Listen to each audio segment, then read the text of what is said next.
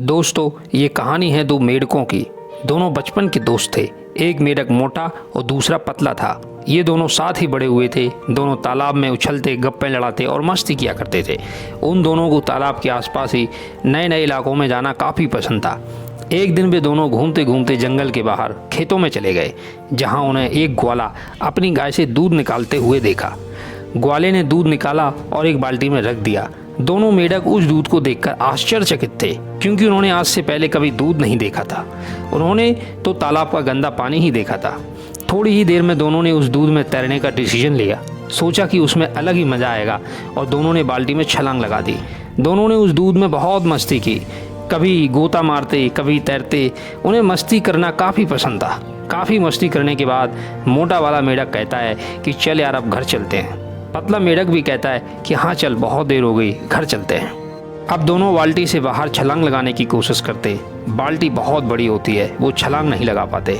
अब वह बाल्टी की दीवारों पर चढ़कर बाहर जाने की कोशिश करते, लेकिन चिकनाहट की वजह से वो फिसल जाते। उन्होंने काफ़ी बार प्रयास किया, लेकिन दूध की चिकनाहट की वजह से वो बाल्टी के बाहर नहीं निकल पा रहे थे। अब जो पतला वाला मेढक होता है, वह कहता है, देख भाई, हम खुद से बहुत प्रयास कर चुके हैं। अब कोई दूसरा हमें बाहर निकाला तो ही निकल सकते हैं। हम एक काम करते हैं, हम तैरते रहते हैं। मोटा वाला मेढक बात मान लेता है और दोनों तैरते रहते हैं। 1 घंटा, 2 घंटा, 3 घंटा तैरते रहते हैं। अब मोटा वाला मेढक थक जाता है और कहता है कि वह थक गया है। जो पतला वाला मेढक कहता है कि भाई, हमें तो तैरना ही पड़ेगा, नहीं तो हम डूबकर मर जाएंगे। अपने को बचना है तो तैरना ही पड़ेगा। ये सुनकर मोटा वाला मेढक फिर तैरना शुरू करता है और कहता है कि भाई देख, हम दोनों बचपन के दोस्त हैं। हमने बहुत साथ दिया एक दूसरे का, लेकिन आज लगता है कि मैं नहीं बच पाऊंगा। लगता है ये मेरी ज़िंदगी का आखिरी दिन है। मैं और नहीं तैर सकता और मेहनत नहीं कर पाऊंगा। और पतले मेढक के सामने उसके बचपन का दोस्त डूबकर मर जाता है। ये देखकर वो पतला वाला मेढक और तेज़ी से पैर चलाने लगता है। उसके अंदर आग लग जाती है। उसे अब बाहर निकलना ही है। जैसा कि हम सब जानते हैं, थोड़ी देर तक दूध को चलाया जाए तो मक्खन बाहर आने लग जाता है। और ऐसा ही हुआ, क्योंकि वे दोनों मेढक कुछ घंटों से दूध में पैर चला रहे होते हैं। साथ ही दूध दही जैसा जमने में लगा था।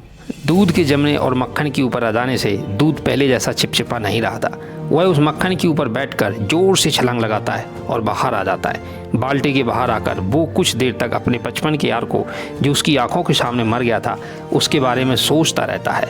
और उसकी मौत क्यों हुई? क्योंकि उसने हार मान ली थी।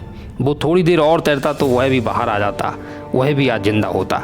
दोस्तों, कभी हार ना मानने की आदतें जो हमें सफल बना देती हैं, दोस्तों, ये हमें जन्म से नहीं मिलती हैं। टाइम के साथ बहुत से चैलेंजेस एक्सेप्ट करने पड़ते हैं। हम इसे डेवलप करते हैं। हमें माइंडसेट डेवलप करना होता है। दोस्तों, हमारी कहानी में आगे वो पतला मेढक कुछ समय बाद एक लेडी मेढक से शादी कर लेता है।